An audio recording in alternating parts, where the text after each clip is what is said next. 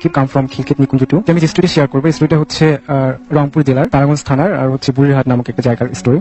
তো যার স্টোরিটি শেয়ার করবো তার নাম হচ্ছে, এলাকার লোকজন তাকে ফকির আলী নামে চেনে। ইনি যে কাজটা করতো, রাসেল ভাই, যে গ্রাম অঞ্চলে হয় কি যে ধানের মৌসুমে আপনার হচ্ছে প্রায় হচ্ছে যে পাম দিয়ে আর কি জমিতে সেচ দেওয়া হতো আর কি। তো যেহেতু স্টোরিটা হচ্ছে আপনার 1996 এর ওই দিকে, তখন হচ্ছে গ্রাম অঞ্চলে ইলেকট্রিসিটি ছিল। তখন কি করা হতো, আপনার হচ্ছে তেল চালিত মেশিনে আর কি ওদের সেচ সুবিধাটা নিত সবাই। তো যেহেতু অনেক দূর দূরান্ত থেকে নিত, আর ওই সময় দেখা যেত যে সবার ওইভাবে ক্যাপাবিলিটি থাকতো না, যে সেচ পাম্প ইয়া করার ক্যাপাবিলিটি সবাই থাকতো না। তো যাদের একটু অবস্থান ভালো ছিল তারা এই কাজটা করতো। তো তারপর হচ্ছে তো অনেক দূর দূরান্ত থেকে লোকজন আসতো, তো অনেক জারি করে তেল নিয়ে আসতো বা সিরিয়াল দিতে হতো, যে কারোটা রাতে দিবে, কারোটা সকালে দিবে, বিকালে দিবে, এরকম করে তিনি একটু রুটিন করতে। তো তারপরেও প্রতিদিনে যাওয়ার সময় ওনার ওয়াইফের কাছ থেকে কিছু খাবার নিতেন, যাতে ক্ষুধা লাগে, এই জন্য তিনি খাবার নিতেন। ফার্স্ট দিন যিনি খাবার নিয়ে যায় উনি, তো যাওয়ার পর ওনার যে একটা এনভায়রনমেন্টটা বলে দিই, যে ওনার একটা পাম্পের ঘর ছিল, ঘরের পিছনে একটা জঙ্গল ছিল, এন্ড হচ্ছে সামনের দিকটা হচ্ছে আপনার একটা 3 থেকে 4 কিলোমিটার দূরে একটা নদী ছিল আর কি। তো উনি কি করতো, যে ওই মেশিন স্টার্ট করে উনি বিভিন্ন জমিতে দেখতো যে পানিটা ঠিকভাবে যাচ্ছে কি যাচ্ছে না। তো ফার্স্ট দিন উনি মেশিন স্টার্ট করে দেন হচ্ছে উনি হচ্ছে জমি দেখতেছে পানি যাচ্ছে কি যাচ্ছে না। তো দেখার পর ভাবলো যে ক্ষুধা ছিল লাগছে, জাস্ট একটু খেয়ে আসি। উনি যখন ঘরে আসার পর দেখে যে আসলে ওনার যে টিফিন ক্যারিতে খাবারটা নিয়ে আসছে, টিফিন ক্যারিটা খুব সুন্দর করে কি জন্য খেয়ে ক্লিন করে রাখছে। উনি ভাবলো যে আমি তো খাবার নিয়ে আসলাম, নাকি ভুলে খাবার দেয়নি, তো আর কেউ যদি খাইতো তাহলে টিফিন ক্যারিতে এত সুন্দর করে ক্লিন করে রাখতো না। বাট উনি একটা খটকা লাগে। তারপর উনি বললো আচ্ছা ঠিক আছে, আশা দিয়ে জিজ্ঞাসা করবো। তো ওনাকে বলে, ওনার ওয়াইফ বলেন আমি তো ঠিকই দিচ্ছি। তারপর বলে এটা কি হলো, তো ঠিক আছে এটা বাদ দাও। তারপরে 3-4 দিন নর্মাল ছিল সবকিছু ওকে। দেন হচ্ছে উনি তারপরে 1 সপ্তাহ পর উনি আবার সেম কাজটা করছেন, সেচ দিচ্ছে, ঘুরে আসতেছে। তো উনি যখন বলতেছে আজকে ঠিক আছে খাবারটা রাখবো এবং আমি দেখবো সেটা কে খায়। এটা বলার পর উনি বাইরে হয়েছে, ঘর থেকে বাইরে হয়ে দেখতেছে যে দেখি আমার জমিতে সেচ ঠিকভাবে পানি যাচ্ছে কি যাচ্ছে না। তো উনি ঘর থেকে বাইরে হওয়ার পর দেখতেছে যে ওই নদীর ওই দিক থেকে একটা সাদা পোশাক পরিহিত একজন লোক আসতেছে। তো উনি যে আসতেছে, বাট প্রায় অনেকক্ষণ থেকে আসতেছে, বাট ডিস্টেন্সটা কমছে না। উনি যে ওনার কাছে পৌঁছাবে, বাট এই ডিস্টেন্সটা কমছে না। উনি বলতেছে একটু পথ আসতে তো এতক্ষণ লাগার কথা না। উনি বলছে দেখি আমি একটু আগে যা দেখি আসলে কি এটা। উনি যখন যাচ্ছিল উনি ওই লোকটার কাছে পৌঁছাতে পারছে না। উনি ভাবলো যে এটা কি হচ্ছে। তারপরে উনি যখন যাচ্ছিল হঠাৎ করে তিনি কিউরিসিটি বশত ভাবলো দেখি একটু আমার মেশিনের ঘরের দিকে একটু তাকাই। ঘরে যখন একটু লুক দেয়, তো উনি দেখে যে অসংখ্য কুকুর ঘরটা থেকে বের হচ্ছে, জঙ্গলের দিকে যাচ্ছে। তারপরে উনি আবার ওনার ফ্রন্ট সাইডে আবার লুক দেয়, যে লোকটাকে দেখলাম। তো দেখার পর দেখি যে লোকটা কোনো ভেনিশ হয়ে গেছে। তো পিছন থেকে কেউ ডাকতেছে ওনাকে, অনেক সাউন্ড করে ডাকতেছে যে আপনি কই যাচ্ছেন। তো উনি অলমোস্ট নদীর কিনারে চলে আসছে প্রায়। তো ওনাকে উনি পিছন থেকে এসে বলেন কই যাচ্ছেন। তো বলতেছে আমি তো জমিতে দেখতে আসছি যে ঠিকভাবে পানিগুলো যাচ্ছে কি যাচ্ছে না। তো বলছে আপনি তো প্রায় নদীর কাছে চলে আসছেন, নদীর আশেপাশে কোনো জমি নেই, আপনি কই যাচ্ছেন। তারপর উনি তখন ওনার ঘোটা কেটে যাওয়ার পর ওনাকে শেয়ার করে না, যদি ভয় পেয়ে যায়। তারপরে ফজরের সময় উনি বাসায় এসে কাউকে কিছু বলেন না। বলার পর আবার প্রায় 3-4 সপ্তাহ সব ওকে ছিল। তো তারপরে ওনার ওয়াইফ সেম জিনিসটাই দেখে। তো একদিন রাতে প্রায় হচ্ছে ফজর আজানের আগে ওনার হাজবেন্ড ফজর আজানের সময় আসে বাসায়। তো আগে কেউ টোকা দিচ্ছে দরজায়, টোকা দিয়ে ওনার টোনটা এরকম ছিল, হাজবেন্ডের টোনে ওনাকে কল করছে যে দরজাটা খুলো, আমি আসছি। তারপরে উনি দরজাটা খুলে, তো আগে তো গ্রামে যেহেতু ইলেকট্রিসিটি ছিল না, বাট হ্যারিকেন নিয়ে যখন বাইরে হওয়ার পরে ওনার হাজবেন্ডকে উনি ডাকছে যে তুমি কোথায়। তারপর ওনার হাজবেন্ড উনি ভাবছে হয়তো বা ওয়াশরুম গুলো একটু দূরে হয় গ্রাম অঞ্চলে, আপনি জানেন। তো উনি ভাবছে হয়তো বা উনি ওয়াশরুমে ফ্রেশ হওয়ার জন্য গেছে। তো উনি যখন ওয়াশরুমে যায় দেখে যে ওখানে কেউ নেই। তো উনি বললো যে উনি কি আমার সাথে এই ধরনের ফান করতে পারে, বাট উনি তখন রুমে ব্যাক চলে আসে। আসার পর ওনার হাজবেন্ড সেদিন ফজর আজানের সময় আসেনি, উনি একটু প্রায় 7টা-7:30 দিক বাসায় আসে। তো উনি বলে আচ্ছা তুমি তো কালকে আসছো। তো বলে না আমি তো আসিনি, তুমি আসলা, তুমি আমাকে ডাকলা, আমি দরজা খুললাম, খুলে দেখি তুমি নেই, তুমি আমার সাথে এই ফানটা কেন করলা। তো ওনার হাজবেন্ড ওনাকে রাগারাগি করে, তোমাকে তুমি একদিনই বলছি যদি কেউ ডাকলে তুমি খুলবা না, আগে জানানো দিয়ে দেখবা, কনফার্ম হবা, দেন তুমি দরজা ওপেন করবা, তার আগে তুমি কেন খুলছো। ওনার হাজবেন্ড অনেক বকাঝকা করে। তো সেদিনের মতোই যায়, বাট এটা যে ভয়াবহতা সামনের দিকে আরো অনেক একটা করুন, সেটা ওনার স্ত্রী সেটা আগে থেকে করতে পারেনি, উনিও পারেন। তো একদিন ওনার স্ত্রীকে উনি বলে যায় যে আজকে আমি বাসায় এসে ফজরের নামাজ পড়বো। তারপরে উনি চলে যায় ওনার ওখানকার কাজ শেষ করে। ওনার ওয়াইফ আজান দিচ্ছে, উনি বলতেছে উনি তো বলে গেছে উনি ফজর আজানের সময় আসবে, নামাজ পড়বে, বাট উনি এখন আসতেছে না কেন। প্রায় দেখা যাচ্ছে যে আপনার 6-7টা বেজে গেছে। তো উনি তখন জমির দিকে যাওয়া শুরু করে। তো যাওয়ার পরে ওনার যে ভাই যে পানি যায় যে ড্রেন গুলো আছে, ড্রেনের মধ্যে দেখে যে ওনার মাথাটা নিচুর দিক হয়ে উনি শুয়ে আছে। উনি তো চিল্লাচিল্লি শুরু করে, তারপরে লোকজন আসে। তারপরে যখন ওনার ওখান থেকে উঠানো হয়, রাসেল ভাই ওনার মুখটা এত বিভ্রস ছিল যে কেউ থেতলে দিয়েছে, এরকম ছিল। তো দেখে ওনার ওয়াইফ অনেক চিল্লাচিল্লি করে, সবাই তারপরে ধরা, তখন তো উনি ডেড অলরেডি। বাসায় নিয়ে আসে, এলাকায় তো তুলপার অবস্থা যে এরকম ফকির আলী মরে গেছে ট্রেনে পড়ে। দেন হচ্ছে যেহেতু ওটা অস্বাভাবিক মৃত্যু, তো এটা তো পোস্টমর্টম ছাড়া কখনোই দাফন করবে না। দেন হচ্ছে পুলিশরা চলে আসে। আসার পরে ওটাকে যেহেতু গ্রামের ব্যাপার, লোকজনকে দেখা যাচ্ছে যে ইউনিয়ন পরিষদের মেম্বার চেয়ারম্যান তারা রিকোয়েস্ট করতেছে উনি ভালো মানুষের নামাজ পড়তে, পোস্টমর্টম না করতে, যেহেতু পুলিশের যেটা রুলস এটা তারা পালন করবে। তো দেন এগুলো করতে প্রসেসিং করতে প্রায় সন্ধ্যা হয়ে যায়। তারপরে লাশটাকে তো নিতে হবে, কারণ হচ্ছে যে গ্রাম থেকে প্রায় আমাদের রংপুর সরকারি মেডিকেল অনেক দূরে। তারপরে হচ্ছে ওখান থেকে একটা পিকআপ ঠিক করা হয়েছে, পিকআপে করে লাশটাকে নেওয়া হবে। তো পুলিশ বলে পিকআপ ওয়ালাকে যে আপনি সামনে যাবেন, আমরা পিছন দিক থেকে আপনাকে ফলো করবো। তো আসলে প্রায় হচ্ছে 1 কিলোমিটার যাওয়ার পর হঠাৎ করে স্টার্ট বন্ধ হয়ে যায়। বন্ধ হওয়ার পর তো বলে স্টার্ট বন্ধ হয়ে গেছে, এখন তো এটাকে কিভাবে নিবে। তখন কি করে পুলিশের গাড়ির পিছনে গাড়িটাকে রশিদে বেঁধে তারপর গ্যারেজ পর্যন্ত নেওয়ার চেষ্টা করে। যখন আপনার হচ্ছে পুলিশের যে ছিল ড্রাইভার, উনি যখন ড্রাইভ করছে, বাট উনি হঠাৎ করে হার্ট ব্রেক করে দেয়। ওনাকে বলে আচ্ছা তুমি হার্ট ব্রেক করে রাস্তার মাঝখানে। তা বলছে স্যার আমি নিতে পারছি না। তা বলে কি হয়েছে। তা বলে আমি রাস্তা রাস্তাকে ফাইন্ড আউট করতে পারছি না। তো বলে কেন, আর রাস্তা ঠিকই আছে। স্যার আপনি ঠিক দেখতেছেন, বাট আমি একটা রাস্তাকে 4টা করে দেখছি। তো উনি বললো হয়তো বা সারাদিন এত গ্যাঞ্জাম ছিল বা হয়তো বা একটু হ্যালুসিনেশন হতে পারে। তো ঠিক আছে, গাড়িটা ওই যে চায়ের দোকানের কাছে দাঁড়াও, আমরা একটু ফ্রেশ হই। তো সবাই চাটা খাওয়ার পর দিন প্রায় ওখানে 10 মিনিট স্পেন্ড করার পর আবার যখন তারা রওনা দিবে, রওনা দেওয়ার পর আসলে তখন সব ঠিক ছিল, বাট ফাইনালি তারা হচ্ছে পৌঁছায় মেডিকেলে। তো এখন যেহেতু করবে, তারপর ডোমরা চলে আসে, সবাই চলছে, প্রসেসিং চলছে পোস্টমর্টম করার জন্য। তো তারা যেহেতু এত এক্সপার্ট, বাট তারা কেমন যেন হিমশিম খেয়ে যাচ্ছে। মানে দুজন ছিল, একজন লাস্টে তাকিয়ে আছে, একজন বিভিন্ন সিজার করার জন্য সব নিয়ে আসছে, বাট তারা কোনোভাবে শুরু করতে পারছে না যে আমরা কিভাবে শুরু করবো, কোথেকে শুরু করবো। এরকম একদম আরেকজনকে জিজ্ঞাসা করছে তুমি শুরু করো, এ বলছে না তুমি শুরু করো। তারা তাদের মধ্যে একটা গোলযোগ লেগে গেছে। তখন পুলিশ বলেছে তোমাদের সমস্যাটা কি? তখন স্যার আমাদের প্রবলেম হচ্ছে যে আমরা কোনোভাবে শুরু করতে পারছি না। তা বলে কি ফাজলামো নাকি, তোমরা যে কাজটা এক্সপার্ট শুরু করতে পারছো না মানে কি? তো তারপরে যেহেতু পুলিশ ওই শুনছে একটু যে মৃত্যুটা কিভাবে ঘটছে ওনার ওয়াইফের কাছ থেকে শোনার পর, উনি তখন বলে ঠিক আছে আমাদের যেহেতু কেন্দ্রীয় মসজিদে হুজুর আছে, আমরা হুজুর হেল্প দিতে পারি। তখন হুজুরকে কল করে, হুজুর চলে আসে। হুজুর তখন আসা মাত্রই বুঝতে পারি যে এটা একটা জিনঘটিত মৃত্যু, এটা একটু প্রবলেম হবে, বাট আমি সাময়িক সময়ের জন্য কিছু দোয়া দোয়া পড়ে এটা ঠিক করে দিতে পারি, বাট পরে কি হবে এটা আমি বলতে পারবো। তারপর ভাই তখন উনি ঠিক করে দেয়, একটু দোয়া দোয়া পড়ে দেয়। দিন হচ্ছে পোস্টমর্টম করার পর বাসায় নিয়ে আসার পর লাশ গোসল করানো সব ওকে, বাট দাফন টাফন করা শেষ। দাফন করাটা 1 সপ্তাহ পর প্রবলেমটা শুরু হয় ওয়াইফের সাথে। হঠাৎ করে রাতে হচ্ছে টিনের চালে অসংখ্য ঢিল ছুটছে, ডিস্টার্ব করছে, দরজা টোকা দিচ্ছে, ওনার হাজবেন্ডের টোনে ডাকাডাকি করছে, ওনার ওয়াইফ খুব নিতে পারছে না। তারপর অনেকটা কবিরাজের কাছে যায়, কবিরাজকে বলেন যে আমার এই প্রবলেম হচ্ছে। তো বলে যে ঠিক আছে আমি তো এটা পারবো না, আমি একটা রেফারেন্স দিচ্ছি, আপনি ওনার সাথে যোগাযোগ করতে পারেন। তারপর উনি যখন রেফারেন্সটা দেন ভাই, তখন উনি ওই কাছে যান আর কি, কবিরাজের কাছে। তো কবিরাজ যেটা আমাকে ইনফর্ম করে যে আপনার রুমে বক্সের মধ্যে একটা ছোট একটা পুতুল আছে। আমি এটা করে আসছি যে উনি একটা ওনার ঘরে ফার্স্ট টাইম যখন উনি ওই জিনিসটা দেখছেন, তো উনি একটা পুতুল পাইছেন, ছোট্ট খুবই ছোট আকৃতির একটা পুতুল। ওই পুতুলটা উনি ঘরে এসে রাখেন, বাট ওনার ওয়াইফ জানতো না। তো তখন হুজুর বলে ওই পুতুলটা হচ্ছে আপনি একটা ছোট্ট একটা ব্যাগে করে ব্ল্যাক কাপড়ের একটা ব্যাগ তৈরি করবেন, তৈরি করে ওই ব্যাগে করে আপনি পুতুলটা হচ্ছে নদীতে ফেলাই দিন। ওনার ওয়াইফ হচ্ছে পুতুলটাকে একটা ব্ল্যাক কালারের ইয়াতে করে উনি তারপরে ফেলাই দিয়ে আসেন। তো তারপর থেকে ওনার বাড়িটারি বন্ধ করে দেওয়ার পর সবকিছু ওকে ছিল। এই ছিল আমার ফার্স্ট আপনি করার চেষ্টা করছি। আসসালামু আলাইকুম রাসেল ভাই, আমি জানি আপনি ভালোই আছেন, তাই জিজ্ঞেস করলাম না। আমি নওগাঁ জেলার পত্নীতলা উপজেলার একটি গ্রাম থেকে বলছি। আমি সরকারি চাকরি করি, তাই স্টুডিওতে যাওয়ার মতো সুযোগ হবে না। ঘটনাটি ভালো লাগলে আপনি পড়ে শোনাবেন। নিচে আমার নাম ঠিকানা দিলাম, প্রকাশ না করার জন্য অনুরোধ রইল। ঘটনাটি আমার না, আমার এক নানির সঙ্গে ঘটে যাওয়া একটি ঘটনা। আমার মা আমাকে বলেছে ঘটনাটি আজ থেকে 60 থেকে 70 বছর আগের ঘটনা। আমার সেই নানি ছিল খুবই গরিব একজন মানুষ। সে মানুষের বাড়িতে বাড়িতে গিয়ে বাচ্চা প্রসবের কাজ করত।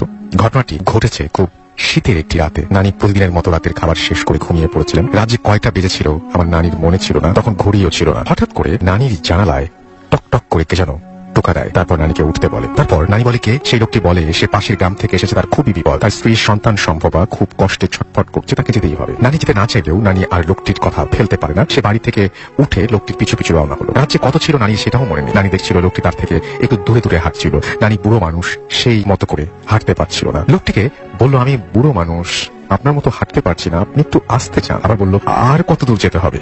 লোকটি বলল সামনে রাস্তা। নানি দেখলো গ্রামের মধ্যে জঙ্গলের ভেতর দিকে সে নানিকে নিয়ে যাচ্ছে। আর একটু ভেতরের দিকে যেতেই দেখলো সামনে খুবই বড় একটা পুকুর। লোকটি পুকুরের পাড় বেয়ে নিচের দিকে নেমে যাচ্ছে। এখন তার সাথে কি হচ্ছিল সে সেটা মোটেও বুঝতে পারেনি, কিন্তু লোকটি পুকুরের ভেতর দিকে নেমে যেতেই নানি বুঝতে পারলো যে তার সাথে আজকে খুব খারাপ কিছু হতে চলেছে। নানির এই প্রচন্ড শীতের মধ্যেও গা থেকে ঘাম ঝরতে লাগলো। নানি মনে মনে ভাবলো এই অবস্থায় যদি এখান থেকে চলে যাই তাহলে সে আমার ক্ষতি করতে পারে।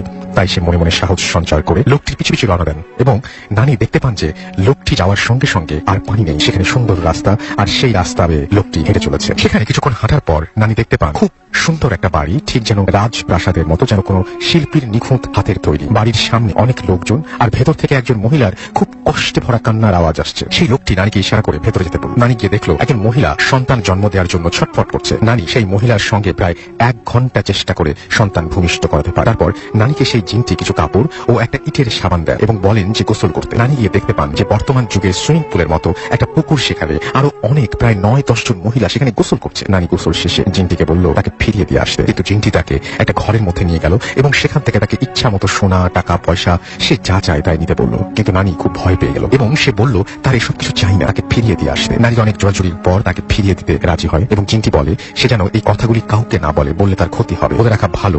এর মধ্যে 7 দিন অতিবাহিত হয়েছে। এর মধ্যে নানিকে সকালে ঘরে না পেয়ে সবাই খোঁজাখুঁজি করতে শুরু করে এবং একদিন নানিকে সবার ঘরে দেখে সবাই বলে সে এই 7 দিন কোথায় গিয়েছিল। নানি কোনো কথা বলে না এবং নানিকে নানির শরীরে প্রচন্ড জ্বর, অনেক চিকিৎসার পরেও ভালো হচ্ছে না সেই জ্বর, এবং নানি শুধু শয়নে স্বপনে শুধু সেই জিনটিকে দেখে। একদিন রাতে নানির শরীরে প্রচন্ড কাঁপুনি সহকারে জ্বর আসে এবং নানিকে একটা ভ্যানে করে ডাক্তারের কাছে নিয়ে যাওয়া হয় এবং রাস্তার মধ্যে সেই জিনটি সাদা পোশাক পরে হাজির হয় এবং বলে এই অসুখ কোনো ডাক্তারের কাছে নিয়ে গেলে ভালো হবে না, এবং বলে যে স্থানীয় একটি মাদ্রাসার বড় হুজুরের কাছে নিয়ে যেতে হবে এবং খালি পায়ে সেখানে যেতে হবে। নিয়ে আসার সময় পেছন ফিরে তাকানো যাবে না। তার কথা কথা মতো সেই হুজুরের কাছে সে যায় এবং পানি নিয়ে আসে এবং তারপর আরো অসুখ বেশি হয়। তার ঠিক 3 দিন পর আবার সেই জিনটি নারীর ঘরে আসে এবং বলে তারা জুতা পরে সেখানে গিয়েছিল, সেই জন্য অসুখ বেশি হয়েছে, আবার যেতে বলল। তারপর পানি নিয়ে আসে এবং নারী পানি পান করতে শুরু করেন। তার কিছুদিন পর সেই লোকটি মাঝে মাঝে সেই নারীর কাছে আসতো এবং তাকে অনেক কিছু দিতে চাইতো, কিন্তু নারী সেটা নিতে চাইতো না। একদিন নারীর ঘরে একটা বস্তায় করে কিছু চাল, কিছু মিষ্টি এবং কিছু ফল নিয়ে আসে এবং বলে যে নারী অনেক উপকার করেছে, যেটা অনেকে চেষ্টা করেছে কিন্তু কেউ পারেনি, নারী সেটা পেরেছিল, তাই নারীকে সে কিছু দিতে চায় এবং ছেলেকে দেখে আসতে বলে। সেদিন নাকি তার ছেলে একটা অনুষ্ঠান হয়েছিল, কিন্তু নারী রাজি হয় না। তার কিছুদিন পর আবার সে আসে এবং বলে তার শাড়ি আঁচল পাততে, এবং সেখানে সেই জিনটি কিছু পয়সা দিয়ে যায়। তারপর থেকে সেই নারীর আর্থিক অবস্থা ধীরে ধীরে অনেক ভালো হতে থাকে। এখন তারা অনেক ধন সম্পদের মালিক এবং অনেক বড় বাড়িও করেছে। এলাকার সবাই বলে যে জিনদের বাচ্চা ধরে ধারা, অর্থাৎ নানি অনেক ধনী হয়ে গেছে। আর সেই নানি যতদিন পৃথিবীতে বেঁচে ছিলেন সেই জিনটি মাঝে মাঝে আসতো এবং একবার সেই ছেলেকেও নিয়ে এসেছিল। এই ছিল আমার জানা একটি ঘটনা। আমি নাহিদ, আসছি ডুয়েট গাজীপুর থেকে। তো আমি যে গল্পটা বলবো এটা আমার এলাকার চাকমোহর পাবনা, আর এটা আমাকে বলছে আমার সিনিয়র স্যার মাসুদুর রহমান। ঘটনা হচ্ছে 2006 সাল। তো আমার স্যার বলি যে স্যার টেক্সটাইল ইঞ্জিনিয়ার, তো পাবনা থেকে ঢাকাতে থাকতো বাসাতে। উনি জব করতে করতে হঠাৎ 2 দিনের ছুটিতে বাসায় যেতে রাতে পৌঁছায় বাড়িতে পৌঁছায়। বাড়িতে পৌঁছানোর পরে রাতে অনেক রাতে পৌঁছানোর পরে ঘুমায়। এখন ঘুমে আনুমানিক ভোরবেলাতে হঠাৎ স্যার একটা স্বপ্ন দেখে। ওটা হচ্ছে এরকম যে কেউ বলতেছে যে মানে আজান দিচ্ছে যে আজানে একটা মানে শোক সংবাদ আসছে একটা। স্বপ্নটা এরকম ছিল যে শোক সংবাদ, তিনি একজন মারা গেছে। এই শোক সংবাদ শোনার পরে মানে স্যার ঘুমটা ভেঙে যায়। ঘুম থেকে উঠে স্যার এখন ফ্রেশ হলো। ফ্রেশ হওয়ার কিছুক্ষণ পরে প্রায় 15-20 মিনিট পরে মানে সত্যি এলাকার থেকে ওই মসজিদ থেকে ওই যে স্বপ্নটা দেখছে স্যার, ঠিক সেই স্বপ্ন, হ্যাঁ হুবহু সেই স্বপ্নটাই মানে বলতেছে মসজিদ থেকে। মানে মসজিদ থেকে একটি শোক সংবাদ, অমুক মারা গেছে, জানাজা হবে মানে 4টা-5টার দিকে, অর্থাৎ আসরের নামাজের পরে। আমাদের ওখানে একটা কলেজ ছিল, এই কলেজের মাঠে অনুষ্ঠিত হবে জানাজা নামাজটা। তো জানাজা নামাজটা এখন যখন ওই লোকটা মারা গেছে, তো ওই স্যারের আম্মু ওই লোকটাকে খুব চিনতো এবং ওই লোকটা ভালো ছিল। তো স্যার আম্মু স্যারকে বললো যে স্যার যেহেতু ছিল যে তুই একটু এই লোকের জানাজাতে একটু অংশগ্রহণ করিস, যেহেতু স্যার কিন্তু 2 দিনের ছুটিতে আসছে। তো আচ্ছা ঠিক আছে, এখন স্যার ওইটা আমলে নিচ্ছে। তারপর স্যার থিঙ্কিং করতেছে কি ব্যাপার আমি বুঝলাম না, আমি স্বপ্ন দেখলাম একটা, সেটি আবার বাস্তবে প্রকাশ হলো। তো একটা কিউরিসিটি, আচ্ছা ঠিক আছে আমি জানাজাতে থাকবো, মানে শেষ পর্যন্ত থাকতো। সচরাচর জানাজা হলো, জানাজার পরে এখন গোরস্থানে মাটি দেওয়ার জন্য লাশ নিয়ে গেছে, স্যারও গেছে। জানাজা করার শেষে মাটি দেওয়ার পরে যেটা হয় আমাদের দেখা যাচ্ছে যে মানে কবরটা অনেক মানে করে অনেক বাঁশ কেটে, তারপরে কি মানে টাটা ইচ্ছা গাড়ি যেগুলো বলি আমরা, তো ওগুলা দিয়ে খুব সুন্দরভাবে সাজালো, মানে সাজায় কবরটা প্রস্তুত করে। তো ওইখানে আমাদের মানে যে ইয়েটা ছিল, হুজুরটা ছিল জানাজা নামাজটা পড়ায়, ইনস্ট্যান্ট হুজুর কিন্তু কবর ওখানে দাঁড়ায় আছে, দেখতেছি যে কবর প্রস্তুত করা ঠিক হয়েছে কিনা। যেহেতু হুজুর মানে জানাজা পড়াইছে এবং লাশ দাফন মানে শেষ পর্যন্ত কিন্তু হুজুরের মানে দায়িত্ব থাকে এরকম। এখন হুজুর মানে কবর কমপ্লিট হয়েছে আর 10 থেকে 15 সেকেন্ড পরেই মানে মুনাজাত করবি। এটা মানে আমাদের ইসলামে এরকম নিয়ম আছে যে কবর দেওয়ার পর সাথেই মানে বেশি দেরি মানে করতে হয় না, দেখা যাচ্ছে কিছুক্ষণ পরেই মানে মুনাজাত ধরতে হয়, তো দোয়া করতে হয়। তো এখন যে মুহূর্তে মুনাজাত করবে মানে কে জানি ওই মানে যে হুজুরটা জানাজা পড়াইছে পিছন থেকে কে জানি একজন মুনাজাত ধরছে। তো এটা কি কেউ বুঝতে পারেনি, মুনাজাতটা অনেক বড় হয়েছে, মুনাজাত মানে প্রায় 15 থেকে 20 মিনিটের মতো মুনাজাত। এখন মুনাজাত হয়েছে, এখন দোয়া হচ্ছে, এখন কেউ কিছু বলতে পারছে না। কিন্তু যখন এট দ্য টাইমে সবাই বিরক্তি হয়েছে তখন একজন বলে ফেললো যে হুজুর একটু মানে দোয়াটা একটু শর্ট করে করে। তখন কিছুক্ষণ পরে আবার মানে দোয়া শেষ হয়ে যায়। তো যাই হোক, দোয়া শেষ হওয়ার পরে এখন হুজুর কিন্তু সামনে যে হুজুরটা ছিল জানাজা নামাজ পড়াইছে, সেই হুজুর কিন্তু দোয়া করে মানে দোয়া মুনাজাতটা ধরেনি। সেই হুজুর পিছন থেকে ঘুরে বলছে আচ্ছা কে কোন হুজুর বা কে এই দোয়াটা ধরলোটাকে। তখন বাকি মুসল্লিরা যারা পিছনে ছিল তারা বলল যে হুজুর এটা তো আপনি হুজুর, আপনি নামাজ জানাজা নামাজ পড়ছেন, এটা তো আপনি করবেন, আপনি তো মুনাজাত ধরছেন। তো হুজুর না, আমি তো মুনাজাত ধরিনি, আমি তো মুনাজাত ধরলে এত বড় করার তো কোনো মানে প্রশ্নই আসে না। কে ধরাইছে? হুজুরেরও কিন্তু রাগ আছে যে এরকম একটা রাগারাগির পড়ায় একটা পর্যায়ে সবাই বললো, মুসল্লিরা বলেছে যাই হোক যেটা হওয়ার হয়েছে, এখানে রাগারাগি করে কোনো লাভ নাই, হয়তো গায়েবী ভাবে কোনো একটা লোকটা ভালো ছিল যেহেতু হয়তো এরকম একটা মানে কোন একটা ফেরেশতা হয়তো এরকম একটা মানে মিরাকেল একটা ঘটনা ঘটছে।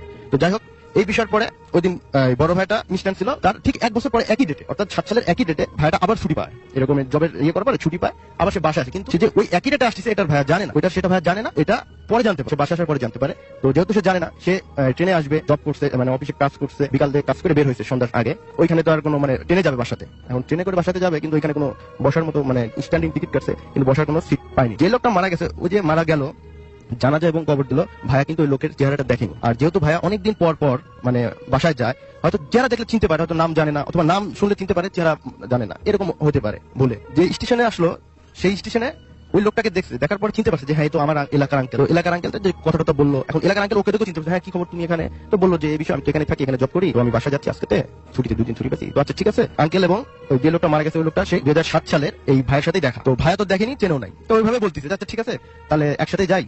তো ওই আঙ্কেলের আবার টিকিট কাটাছিল, অ্যাডভান্স টিকিট, সিটিং মানে সিট সহ। আঙ্কেল আবার কি করছে যে ঠিক আছে তুমি বসো, আমরা একসাথে যাই, পরে এরকম মিলেমিশে যেতে পারবো, বেশি দূরে না, কাছে। তারপরে এইভাবে করে মাঝখানে আসার পথে মাঝখানে অনেক আলাপ আলোচনা হয়েছে, আঙ্কেল তার বিষয় বলছে, হ্যাঁ, তারপর আমার বড় ভাই তিনিও তার বিষয়ে আলাপ আলোচনা করছে। তো এইভাবে আস্তে আস্তে বাসায় পৌঁছালো, রাত তখন 2টার দিকে মানে বাসাতে আসছে। তো বাসাতে আসার পরে সেম মায়ের আম্মুর সাথে দেখা হলো, বাসাতে আসা আম্মু ছিল, স্যারের আম্মু থাকে। তো আম্মুর সাথে কথা বলতে বলতে বললো যে আজকে তো এই বিষয়ে একটা আঙ্কেল সাথে আসলাম, তো আঙ্কেল তো আমাকে তার সিটে নিজে না বসে, সে একবার বসেনি, আমাকে তার সিটটা দিল। তাই মনে করলাম হয়তো আমাকে ভালোবাসে বা স্নেহ করে, সেই হিসাবে আমাকে তার ইয়েটা দিস। আমিও আঙ্কেলকে জোরাজোরি করছি বসার জন্য, বাস আঙ্কেল একটাবারের জন্য বসে, আমাকে বসান। ইভেন যেগুলো স্টেশনের টপিকস আছে, টপিকস যেগুলো হয় সেগুলোতে আঙ্কেল আমাকে অনেক চিজ অথবা জুস, হ্যাঁ, এগুলো কিনে দিয়েছে, আমি খাইছি। আমাকে খুব আদর করতে করতে, নিজের ছেলের মতো আদর করতে করতে নিয়ে আসতো। নিয়ে আসার পরে এগুলো বললো, এবং আঙ্কেলের যে ছেলের কিছু কথা বললো, তখন ওই আমার ওই বড় ভাইয়ের আম্মুটা বুঝতে পারলো যে এটা সেই 1 বছর আগে যে লোকটা মারা গেছে সেই লোকটাই ছিল। 7 বছর আগে বলেছিলেন? না, 2007 সালের ঘটনা। আচ্ছা, 1 বছর আগে। 1 বছর আগে, হ্যাঁ, একই ডেটে, মানে মৃত্যুবার্ষিকী। সেই যে ঘটনাটা, মানে 1 বছর আগে যে লোকটা মারা গেছে সেই লোকের সাথে আছে। ওই সময় তো আমার ওই ভাইয়াটা আর কি জানাজা অংশগ্রহণ করছে এবং মাটি দিচ্ছে, কিন্তু চেহারা তো দেখেনি। আর ভাইয়া তো থাকে না এলাকা, ঢাকাতে জব করে, যে মাঝে মাঝে যায় 2-1 দিনের ছুটিতে, হ্যাঁ, তো যার জন্য চেহারাও দেখতে পারেনি। ইভেন ওই যে ট্রেনে আসার পথে যে আলাপ আলোচনা হয়েছে, ওই আলাপ আলোচনা কিছু বলছে, ওনার আত্ম রিলেটেড, ওই আঙ্কেলের আত্ম রিলেটেড কিছু কথা বলছে। তো ওনার আম্মাটা বুঝে ফেলছে যে এটা ওই লোকটাই। তখন আমার বড় ভাইয়ের আম্মু খুবই মানে হতভম্ব হয়ে গেল, কিভাবে সম্ভব এটা, যে 1 বছর আগে তুই বললো, ভাইকে বললো যে তুই তো জানাজা করলি তোর আঙ্কেলের, এবং আজকে সেই আঙ্কেলের আবার হচ্ছে, মানে যেহেতু পাশাপাশি তো একদম বাড়ির পাশাপাশি, তো 1 বছর উপলক্ষে হয়তো দোয়া মিলাদ এরকম কিছু হয়, অনেকে আবার কালেমা এরকম কুরআন শরীফ খতম দেয়। তো সেই হিসাবে ওই আঙ্কেলের আম্মুকে দাওয়াত দিছিল, যেহেতু আঙ্কেল মানে ছোট বড় ভাইয়ের আম্মুকে দাওয়াত দিছিল, যেহেতু বড় ভাইয়ের আম্মু থাকে। যে বললো যে এই আঙ্কেল তোর 1 বছর, এই আঙ্কেলই মারা গেল, হয়তো খেয়াল নাই, মনে থাকিস না, এখানে আসিস না, আর যার জন্য তুই দেখিস। তখন বড় ভাই তো মানে খুব শক খাইছে যে কিভাবে সম্ভব এটা, মানে আমার এরকম হওয়ার কারণটা কি। সে একবার মানে স্বপ্ন দেখলো, স্বপ্ন দেখার পর সেটা বাস্তবে হলো, তারপর আবার জানাজাতে অংশগ্রহণ করে এরকম একটা মিরাকেল হলো, দেন আবার আজকে বাড়িতে আসলাম, এই ধরনের হওয়ার কারণটা কি। তখন বড় ভাইয়ার আম্মু বললো ওই রাতেই বললো যে দেখ, বিষয়টা হচ্ছে তুই যখন ছোট ছিলি, তোর ওই আঙ্কেলটা, মানে তোর যখন অসুখ হয়েছিল ছোটবেলাতে, অনেক অসুখ হয়েছিল, অনেক ট্রিটমেন্ট করছিলাম, কিছু জ্বর হয় ছোট বাচ্চাদের, যেগুলো ডাক্তার ওষুধ এগুলো কাজ করে না, দেখা যাচ্ছে কি বনজ বা ভেষজ যদি ওষুধ আমরা খাওয়াই, এই ধরনের কবিরাজি যদি ওষুধ খাওয়াই, তাহলে ওই ক্ষেত্রে মানে সেরে যায়। ওই আঙ্কেলটা নাকি কি জানি একটা গাছ, এরকম পাতা অথবা গাছের রস এরকম নাকি, তখন দেখছে মানে আমার ডাক্তারের ট্রিটমেন্টে কাজ হচ্ছে না, মানে অনেক মানে বড় ভাইটা মানে না বাঁচা এরকম একটা পর্যায়ে, তখন নাকি ওই আঙ্কেলটা বড় ভাইকে নিয়ে 1 দিন না 2 দিন কাছে রাখছিল, এরকম একটা রাখার পরে কিছু চিকিৎসার বনজ ভেষজ অথবা কবিরাজি চিকিৎসা করে তাকে সুস্থ করছে। তো যার জন্য বলা চলে কি সেই আঙ্কেলের ট্রিটমেন্টে তার নতুন লাইফ সে ফিরে পাইতো। যেহেতু আঙ্কেল মারা গেছে, তো তখন মানে বড় ভাইয়ার আম্মুটা মানে বুঝতে পারছে যে যেহেতু এই বিষয়টা ছিল, তাহলে সেহেতু বড় ভাইয়ের সাথে এরকম ঘটনাটা ঘটছে, মারা যাওয়ার পরেও 1 বছর পরেও তাকে হয়তো এইভাবে আসলে। ধন্যবাদ রাসেল ভাই, এটাই ছিল। শুনে আসি ইমেলটি, যেভাবে লিখেছেন আমি সেভাবেই ইমেলটা পড়তে চাই, এবং আমাদের সাথে যিনি লিখে পাঠিয়েছেন তিনি নাম প্রকাশে অনিচ্ছুক। আসসালামু আলাইকুম, আমি আমার নাম ঠিকানা প্রকাশে অনিচ্ছুক, তবে নিক নেম বলতে পারি, আমি মোল্লা। আমি সৌদি আরবে আছি 5 বছর। আমার দেশের বাড়ি মুন্সিগঞ্জে। আমি যে ঘটনাটি বলবো 3 মাস আগে আমার সাথেই ঘটে যাওয়া একটি ঘটনা। আমি ঘটনা শুরু করছি। বলে নেওয়া ভালো, আমি পেশায় একজন দর্জি। আমার সৌদিতে 5 বছর ধরে বোরকা সেলাইয়ের কাজ করি। মূলত আমার ঘটনাটি একটি সেলাই মেশিনকে। 4 মাস আগে আমি এই কারখানায় কাজ নেই, আমাকে যে মেশিনটি দেওয়া হলো কাজের জন্য, এটিতে কিছু সমস্যা থাকার কারণে আমি মুদির অর্থাৎ মহাজনকে বলি একটি মেশিনের ব্র্যান্ডের নাম তিনি বলেছেন, সেই নামটা আমি নাই বলি, মেশিন কিনে আনতে। আমি মেশিন সম্বন্ধে ভালো বুঝি, আগেরটা ঠিক করিয়ে যে তেমন লাভ হবে না বুঝেছিলাম, যেই কথা সেই কাজ। মুদির আমাকে নিয়ে গেল একটি মেশিনের দোকানে, সেই স্পেসিফিক সেই ব্র্যান্ডের মেশিনের দোকানে, এবং কয়েকটা মেশিন চালিয়ে দেখলাম, কিন্তু আমার পছন্দ হলো না। দোকানদার ছিল পাকিস্তানি, সে তার ভাষায় আমার বয়সে একটা ছেলেকে ডেকে বলল ঘরের ভেতরের মেশিনটি দেখাতে। মেশিনটা দেখে নতুনের মতোই মনে হলো, তাও অনেক ভালো কোম্পানির, দামেও কম, আমার পছন্দ হলো। কিন্তু আমি কোনো পাত্তা না দিয়ে আমি দোকানের ছেলেটাকে, কেন জানি মেশিনটা আমার দোকানের ছেলেটা আমাকে নিতে বারবার মানা করছিল, আমি কোনো পাত্তা না দিয়ে মেশিনটা নিয়ে আসি। কিন্তু কয়েকদিনেই আমার আঙুল দিয়ে কয়েকবার সূচ ঢুকে যায়। সতর্ক থাকার পরেও কিভাবে যেন সেই সূচ ঢুকে যায়। হঠাৎ এরপর একদিন লক্ষ্য করি সকালে মেশিনটা চালু। প্রথমত নিজের ভুল ভেবে এড়িয়ে যাই, কিন্তু প্রতিদিনই চালু দেখতে পাই। নিশ্চিত হই এটা আমার ভুল না। অতঃপর সবাইকে জিজ্ঞাসা করি তারা কেউ চালু করেছে কিনা, তারা না করলো। হঠাৎ একদিন আমি নিজেই খেয়াল করি মেশিনটা চালু হয়ে গেল। আমি মেশিন রুমে একা ঘুমাই, লাইট জ্বালিয়ে দেখলাম অন্য রুমে সবাই, এবং কিন্তু মেশিনটা চালু করলো কে। এর পরের দিন আমি মেশিনের কারেন্টের যে লাইন, ইলেকট্রিসিটি যে লাইন, সেটি খুলে রাখি। অবাক করা বিষয়, ওই দিন রাতেও খেয়াল করি মেশিন আপনি চালু হয়ে গেল, এবং সুইচ দেওয়ার আওয়াজটাও খেয়াল করি আমি। অর্থাৎ কেউ সুইচ দেয় সেটা মনে তিনি বোঝাতে চাচ্ছেন। এবং তার পরের দিন থেকে আমার সাথেই কাজ করে আমার এক মামা, তাকে নিয়ে আমি ঘুমাই। তিনি ব্যাপারটা লক্ষ্য করলেন। একদিন মামা লক্ষ্য করেন আমার মেশিনের সামনে 4-5 বছরের একটা ছায়া মূর্তি। একদিন শুক্রবার আমি বাসায় ঢোকার সময় বাহির থেকে লক করে দিয়ে যাই, কিন্তু দরজা খুলছে না। মনে হচ্ছিল ভেতর থেকে কেউ ধাক্কা দিয়ে ধরে রেখেছে। কিছুক্ষণ পর এমনি খুলে গেল দরজা, ভেতরে এসে দেখি কেউ নেই। কিন্তু আমার মেশিনটা এই মাত্র যেন কেউ বন্ধ করেছে। এমন আরো অনেক কিছুই একে একে সবাই লক্ষ্য করে। একটা সময় সবাই বলে মেশিনটা বদলিয়ে আনতে। মেশিনটা বদলিয়ে আনার সময় দোকানে আমার বয়সী সেই ছেলেটা আমাকে বলল, আগেই মানা করছিলাম এটা নিতে। বুঝলাম এই মেশিনটার কোনো একটা কাহিনী আছে। আমি ছেলেটাকে জোর করে কাহিনীটা এটা জানতে চাইলে এক পর্যায়ে ছেলেটি বলতে রাজি হলো। সে যেভাবে বলেছে তার মতো করেই বলছি। একদিন এক ইয়ামিনী লোক এই মেশিনটা বিক্রি করতে নিয়ে আসে তাদের দোকানে। এই মেশিনটা তার স্ত্রী ছিল, তাদের একটা 4-5 বছরের মেয়ে ছিল। বাচ্চা মেয়ে সারাদিন তার মা আর মেশিন নিয়ে খেলা করে এবং চালু করে চালানোর চেষ্টা করে। অসতর্কভাবে আঙুল দিয়ে কয়েকবার সূচ ঢুকে যাওয়াতে তার মেশিনটি বিক্রি করতে নিয়ে আসে। বিক্রি করে যাওয়ার সময় দোকানের সামনেই বাচ্চাটা একটা গাড়ির সাথে খারাপভাবে অ্যাক্সিডেন্ট করে। সাথে সাথে হাসপাতালে নিয়ে যাওয়া হলেও মনে হয় সে বেশি দিন বাঁচেন। মেয়েটির সারাদিনের খেলার সঙ্গে এই মেশিনটা থাকার কারণে হয়তো তারা কোনো একটা তার সঙ্গে জিন বা কিছু একটা মেশিনটি ছেড়ে যায়নি। এই মেশিনটা আরো 4 জন কিনে নিয়ে আবার ফেরত দিয়ে গিয়েছে, কিন্তু কিনে নিয়ে গিয়েছিল, কিন্তু তারা 1 সপ্তাহের মধ্যেই ফেরত দিয়ে গেছে। এবং আমি একমাত্র ব্যক্তি, অর্থাৎ আপনি একমাত্র ব্যক্তি যিনি 1 মাস পরে আসলেন। এই ঘটনার কোনো প্রমাণ হয়তো আমি দিতে পারবো না, কিন্তু আমার রুম তার প্রতিটি মানুষ এই ঘটনার সাক্ষী। ঘটনাটা ভালো লাগলে পড়ে শোনাবেন। রাসেল ভাই, মাসুম ভাই আর সব লিসনারকে আমার শুভেচ্ছা। আমি তাপস, আমি ইংল্যান্ডের কেন্ট থেকে আপনাদের সাথে একটা ঘটনা শেয়ার করছি। প্রফেশনালি আমি একজন লেকচারার। আজকে যে ঘটনাটা আমি শেয়ার করবো এটা আমার এক স্টুডেন্টের ঘটনা। তো 2010-11 সালের দিকে আমার ক্লাসে রাসিম নামে পাকিস্তানি একটা স্টুডেন্ট ছিল। স্টুডেন্ট হিসাবে রাসিম খুব ব্রিলিয়েন্ট, হি ওয়াজ ব্রিলিয়েন্ট, অ্যাটেন্ডেন্স খুব ভালো, প্লাস রেজাল্টস খুব ভালো। তো সারপ্রাইজিংলি কোন একটা সেমিস্টারের শেষে যখন গ্রুপ ক্লাসের রিপোর্ট পাবলিশ হয়, তখন আমি দেখলাম যে ওই সেমিস্টারে ওর অ্যাটেন্ডেন্স হঠাৎ করে ড্রপ করছে। প্লাস মিড টার্মের দিকে যত অ্যাসেসমেন্ট ছিল ওইগুলোতে অনেকগুলোতে সে অ্যাপিয়ার করেনি। আর সেমিস্টার শেষে যে অ্যাসাইনমেন্ট ছিল সেটা কোনো সাবজেক্টেরই কোনোটাতে সে সাবমিট করেনি, যেটা মানে সে সিরিয়াস ক্যাটাগরি স্টুডেন্ট। আমি যেটা করলাম, আমি আমাদের অ্যাডমিন ডিপার্টমেন্টে যে করলাম যে ওদের রেকর্ডে কোনো সিক নোট বা এই টাইপের কিছু আছে কিনা। ওরা বললো যে না, কোনো সিক নোট নাই, তবে 2-3 মাস আগে রাসিম ওর ওয়াইফের ভিসা অ্যাপ্লিকেশনের সাপোর্ট হিসাবে একটা লেটার সে নিচ্ছে। একটু ওরা একটু ফান করে এই কথাটা আমাকে বললো। তো আমি ভাবলাম যে আচ্ছা, তারপর স্টিল ওর মতো সিরিয়াস স্টুডেন্টের এরকম হওয়ার কথা না। তো আমি ওকে একটা ইমেল পাঠাই আমার সাথে দেখা করার জন্য। তো ইমেল করার 2-3 দিনের মাথায় রাসিম আসলো দেখা করতে। তো সে যখন জিজ্ঞেস করলাম, ও বললো যে স্যার, আপনি তো আমার সাইডের স্টোরি বিলিভ করবেন না। তো আমি বললাম যে ট্রাই দেখি, what you have to say. তো ও বললো যে ও এমনি একটা এখানে সিকিউরিটি এজেন্সিতে ও কাজ করে। আর এখানে সিকিউরিটি এজেন্সির কাজগুলো যেটা হয়, এজেন্সির অনেক ক্লায়েন্ট থাকে, ওই ক্লায়েন্টের রিকোয়েস্ট অনুযায়ী এই সিকিউরিটিদেরকে সাপ্লাই করা হয়। তো এই কারণে জবটা কোনো একটা পার্টিকুলার জায়গায় বা সাইটে কন্টিনিউসলি নাও থাকতে পারে। দেখা যায় রোটেট হয়, অনেক সময় আছে লন্ডনের বাইরে, ও লন্ডন বেস, অনেক সময় আছে লন্ডনের বাইরে একটা সাইটে হয়। যখন লন্ডনের বাইরে হয় তখন আর দেখা যায় যে টানা 2-3 দিন হয়তো লন্ডনের বাইরে থাকতে হচ্ছে। ইউজুয়ালি আপনার ওয়ার্কিং আওয়ার্সটা খুব লং সিকিউরিটির জন্য। তো যেটা চিন্তা করে যে ওয়াইফ আসার পর এরকম তো আসলে কাজটার জন্য ডিফিকাল্ট হবে যে লন্ডনের বাইরে যাওয়া বা এসে। তো তখন ওর কোম্পানিতে যে বলে যে সরি, আমি মানে কাজটা ছেড়ে দিই। তো ওর যে কোম্পানির যে বস থাকে, সে হি কোয়াইট লাইক মানে রাসিম। তো যেটা বলে যে দেখো, আমি তোমাকে একটা ভালো অফার দিই যেটা তোমার জন্য হয়তো বেনিফিশিয়াল হয়। অফারটা হচ্ছে ওই কোম্পানির একটা ক্লায়েন্ট তারা লন্ডনে একটা প্রপার্টি, একটা বিল্ডিং তারা কিনছে। আর বিল্ডিংটা কিনে ওরা লোকাল কাউন্সিলের কাছে প্ল্যানিং পারমিশন অ্যাপ্লাই করছে। তো বিল্ডিংটা হচ্ছে এখানে গ্রেড 2 নামে একটা ক্যাটাগরি আছে, যেটাতে মানে বিল্ডিংটার সাথে একটু হিস্টোরিক কিছু অ্যাটাচমেন্ট আছে। তো এই কারণে এই মানে অ্যাপ্লিকেশনটা একটু লঙ্গার হয়তো টাইম নিবে অ্যাপ্রুভ হওয়ার জন্য। তো মিনিমাম 3 মাস থেকে 6 মাস হচ্ছে মানে মিনিমাম এক্সপেক্টেড টাইম যেটা লাগে। কিন্তু এখানে লিগাল অব্লিগেশন অনুযায়ী কোম্পানিটার আপনার ওই বিল্ডিংটা খালি রাখা যাবে না, এখানে ওদের 24 ঘন্টার জন্য সিকিউরিটির মানে একটা ব্যবস্থা করতে হবে।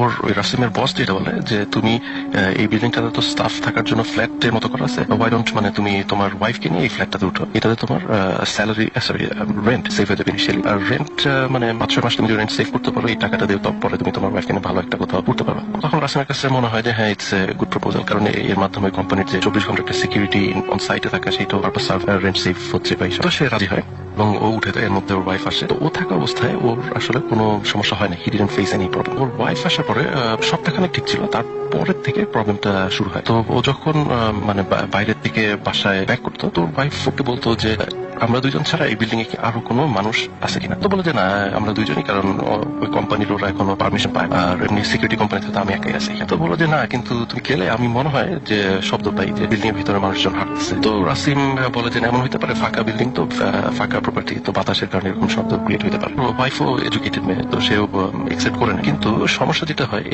এটা আস্তে আস্তে বাড়তে থাকে। মানে রাসিম বাইরে থাকলেই ওর ওয়াইফ এই শব্দ পাওয়া শুরু করে। ইনফ্যাক্ট এরকমও হয় যে ও এরপর বলতে থাকে যে তুমি বাইরে গেলে আমি শব্দটা মনে হয় যে কেউ হাঁটতেছে করিডোর দিয়ে বা সিঁড়িতে উঠতেছে এই টাইপের। কিন্তু পার্টিকুলারলি আমাদের এই যে ফ্ল্যাটটা বা রুমটা, এইটার দরজার সামনে এসে শব্দটা থেমে যায়। রাসিম আসলে স্টিল এটা ইগনোর করে যে এটা পসিবল কিছু না, যে এবং তারপরও চেক করে ওর ইসের কোম্পানির সাথে যে কোনো পার্টিকুলার মানে আর অন্য কোনো সিকিউরিটি গার্ডকে এখানে অ্যাসাইন করছে কিনা, যে দিনের কোনো এরকম কোনো মানে কাউকে অ্যাসাইন করা হয় না। এর মধ্যে যেটা হয়, একদিন রাসিম বাইরে ছিল ফর সাম রিজন। তো ওর ওয়াইফ খেয়াল করে ওই আবার সেই স্টেপ টাইপের শব্দ বা সিঁড়িতে কেউ হাঁটার শব্দ, করিডোর দিয়ে হাঁটার শব্দটা হচ্ছে। হইতে হইতে ওই বাসার ডোরের সামনে এসে শব্দটা থেমে যায়। তোর ওয়াইফ যেটা চিন্তা করে আমি এখন যে হঠাৎ করে দরজাটা খুলবো, খুলে দেখি এখানে গিয়ে দাঁড়ানো, এবং ওর ওয়াইফ তখন মোটামুটি 100% কাছাকাছি শিওর যে এখানে কোন একটা এক্সিস্টেন্স আছে, কোনো মানুষ আছে। ও যখন এটা চিন্তা করতেছে, দরজা খোলার আগে ইমিডিয়েটলি দরজায় নক হওয়া শুরু, দরজার উপরে মানে হাত দিয়ে কেউ এরকম নক করতেছে। তো ও তখন ভাবে যে হ্যাঁ মনে হতে পারে যে রাসিম ব্যাক করছে। ও যে খুলে দেখে পুরো করিডোর ফাঁকা, ও চেক করে সিঁড়ি ওইখানে যে ওইখানে ফাঁকা। এইটাতে সে কিছুটা ভয় পায় যে না, সামথিং ইজ রিয়েল রং। তো তারপরে ওর আসার পর ওর রাসিমকে বলে যে এই কাহিনী আজকে এরকম হয়েছে। তো রাসিম যেটা করে, ওর ওয়াইফের একটা কাজিন, সেও লন্ডন বেসড, আরেকটা মেয়ে, তো তাকে বলে যে দেখো তো মাত্র আসছে, তো হয়তো যেহেতু একা একা এরকম থাকে নাই কখনো, ও একটু মানে লোনলি ফিল করতেছে, এইসব কারণে এইসব হ্যালুসিনেট করতেছে।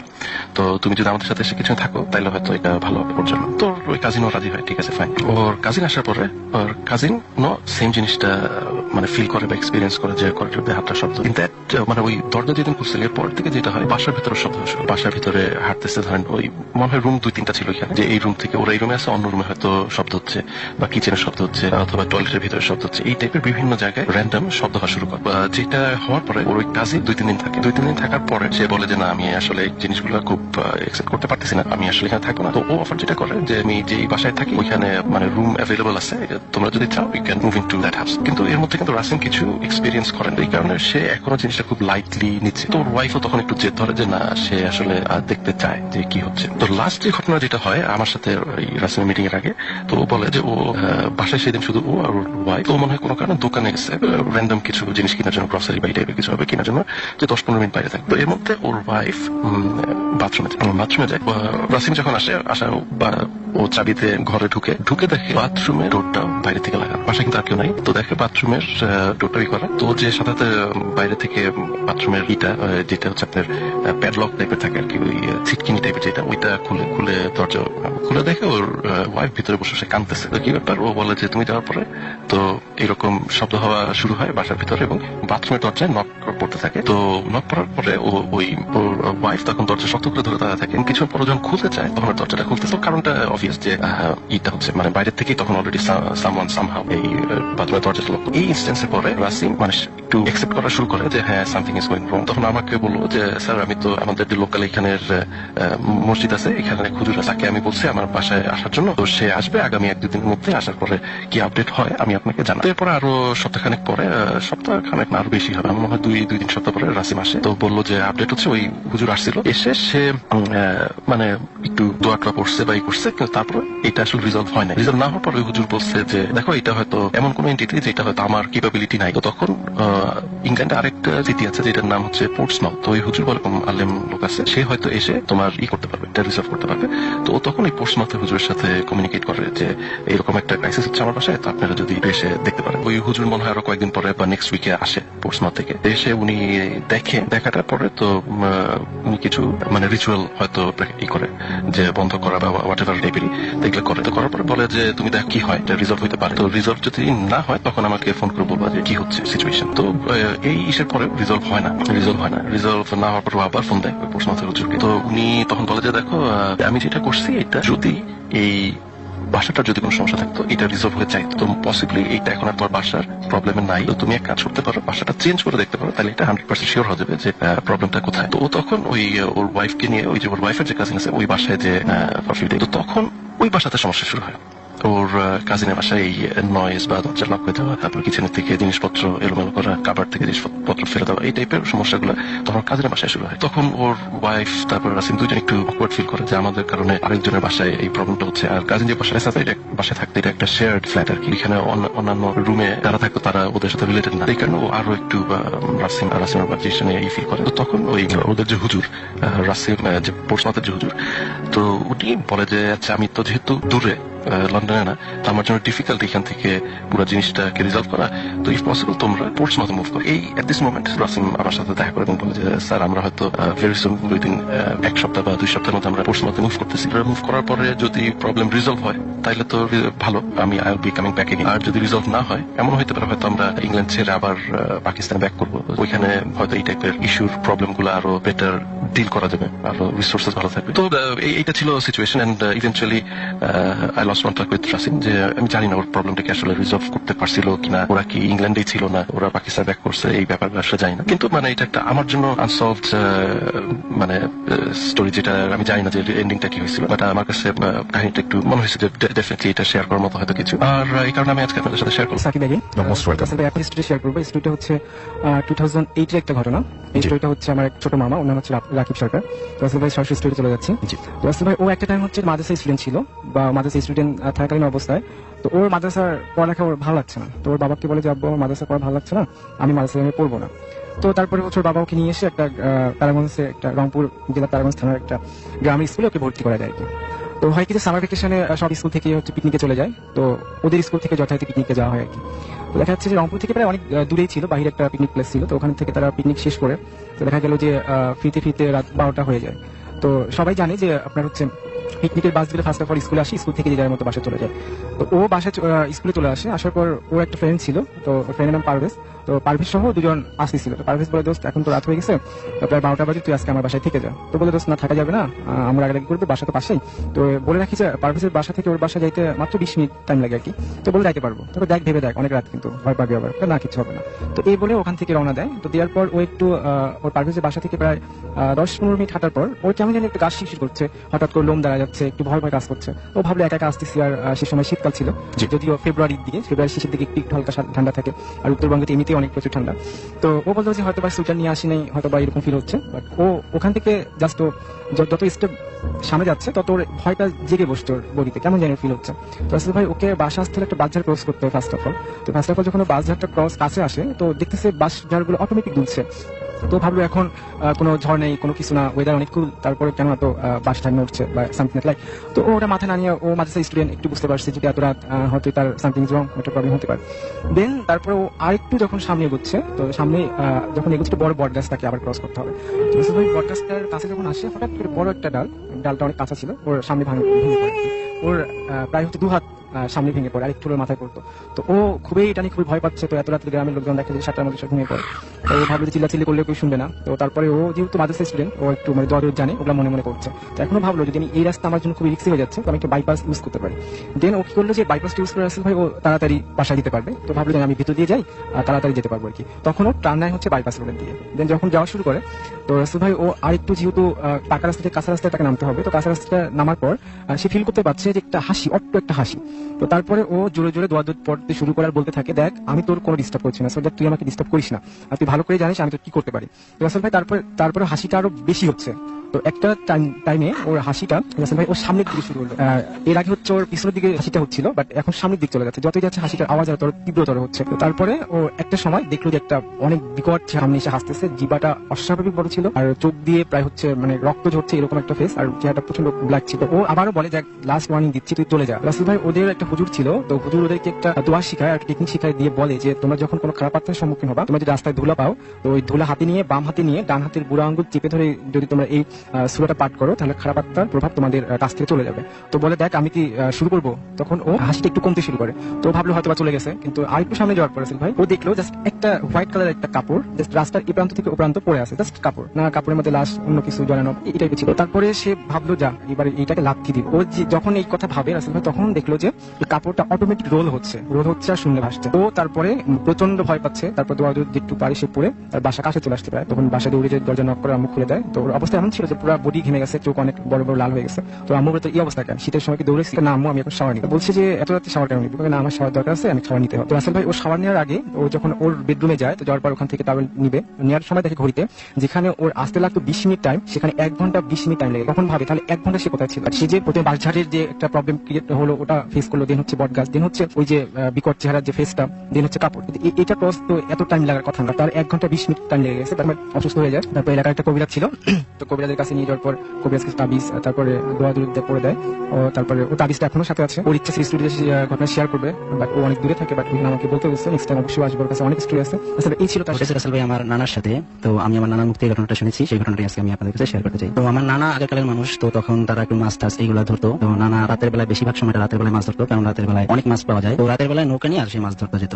তো তার ছোট একটা ভাই ছিল, তার ভাইকে নিয়ে সে মাছ ধরতে যায়। দুজন মিলে রাতের বেলা যখন মাছ ধরতে যায়, যারা যে বিলে মাছ ধরতে যায় সেই বিলের সাইডে একটা বাগান থাকে। ওই বাগানের আশপাশে তেমন একটা যেত না, কারণ ওই বাগানে নাকি অনেক সময় অনেক কিছু অদ্ভুত টাইপের কিছু একটা দেখা যেত। তো অনেক সময় অদ্ভুত দেখা যেত, কখনো কখনো দেখা যেত যে অর্ধেক ঘোড়া অর্ধেক মানুষ এরকম টাইপের কিছু একটা দেখা যেত, যার কারণে ওই বাগানের আশপাশে তেমন একটা ঘোরাঘুরি কেউ করতো না, কেউ যেত না। আর মাছ ধরতে ধরতে অনেক সময় মাছ ধরতে ধরতে তারা দুজন ওই বাগানের কাছে চলে যায়। কাছে চলে যাওয়ার পরে হঠাৎ করে নানা খেয়াল করে যে আমি তো সেই বাগানটার কাছে চলে আসছি, এখন মানে ওখানে তো যাওয়া ঠিক না। তো তারপরে নানা তার ছোট ভাইকে বলে যে চল আজকে মাছ ধরবো না, আমরা বাড়িতে চলে যাই। তো এটা বলে যখন সে মানে কি পরিমাণে মাছ ধরছে এটা দেখার জন্য নৌকার দিকে তাকায়, তো দেখে যে সেই নৌকার ভিতরে কোনো মাছ, সব মাছগুলা কি হয়েছে সে নিজেও জানে। পরে তারপরে সে তার ছোট ভাইকে বললে যে আমি তো এত অনেক মাছ ধরলাম, তো এইগুলা কি হলো।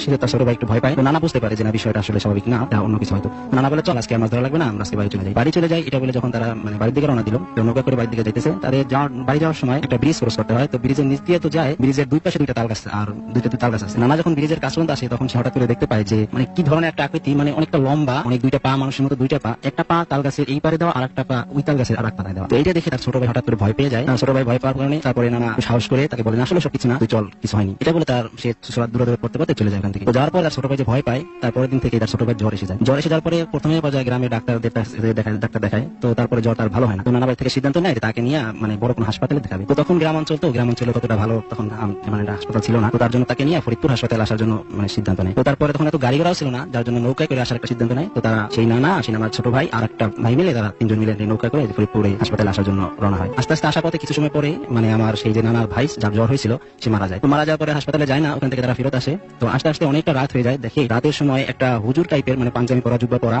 সে ওই নদীর পাড় দিয়ে হাঁটতেছে আর বলতেছে আমার একটু নৌকায় নাও, আমি একটু ওই পর্যন্ত যাবো, আমার একটু নৌকা নিয়ে যাও। তো প্রথম পর্যায়ে তারা নিতে চায় না, যে চিনি না জানি না, ওকে উঠাইতে চায় না। তারপরে আবার ভাবলো যে হুজুর যেহেতু আমার ভাইটা মারা গেছে, তো তার পাশে বসে থাকলে হয়তো একটু দোয়া করলে আমার ভাইটার আত্মা শান্তি পাবে। তো এটা ভেবে সেই হুজুরটাকে উঠানোর পরে তাকে বলে যে তুমি আমার এই যে ভাই মারা গেছে, এই পাশে আপনি ভাই পাশে বসে আপনি সূরা কেরাত পড়ে সে ওখানে মানে বসে। তো অনেক রাত যখন হয়, তো অনেক রাতের সময় আমার যে নানার যে ভাই সে মানে চুপচাপ রয়েছে, একটু ঘুমের মতো ভাব এসে গেছে। হঠাৎ শুনতে পায় যে কর্মর একটা শব্দ, মানে হাড্ডি গুড্ডি চাবাইলে যেরকম একটা শব্দ হয় ঠিক ওইরকম একটা শব্দ। সে পিছের দিকে খেয়াল করে সেই লাশের কাছ থেকে শব্দটা আসতে থাকে। তো সেই লাশের কাছে যখন লক্ষ্য করে সে দেখে যে ওই যে হুজুরটা উঠছিল, সেই হুজুরটা ওই যে সেই লাশটার হাড়গুলো চাবাইতেছে। তো এটা দেখে মাত্র সে অনেকটা ভয় পায়। অনেকটা ভয় পাওয়ার পরে সে তখন কি করবে এটা বুঝতে পারে না। তো বুঝতে না পারার পরে ভাবে যে এখন যদি আমি এটা নিয়ে মানে কিছু একটা করি তাহলে হয়তো আমাদেরকেও খেয়ে ফেলবে।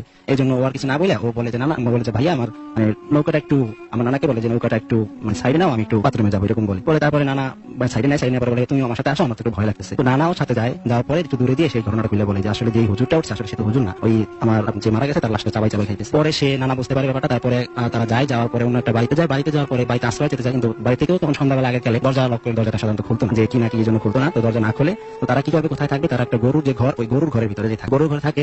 এইভাবে ওই রাতটা ওখানে কাটায়। তারপর সকালে যখন নৌকার কাছে আসে, নৌকার কাছে আসার পরে দেখে রাসেল ভাই যে নৌকাটা একদম মানে খাড়া করে অর্ধেক মাটির নিচে ঢুকানো আর অর্ধেক খাড়া করা, যে বইটা যেটা নৌকা বায় ওই বইটা একদম মানুষের পেটের ভিতরে যেরকম ছুরি ঢুকানোর মতো ঠিক ওইরকম পেটের ভিতরে ঢুকাই রাখছে। আর লাশের প্রায় 1/3 খেয়ে ফেলছে। তারপরে তারা গ্রামবাসীদের জানানোর পরে তারা সকালবেলায় ওই লাশটা নিয়ে আর যে বাকি অংশ থাকে সেটা নিয়ে তারা দেশের বাড়িতে আসে। এই ছিল রাসেল ভাই আমার ঘটনা। রাসেল ভাই, আশা করি আপনি ভালোই আছেন, যেহেতু সবসময় ভালো দলে থাকেন।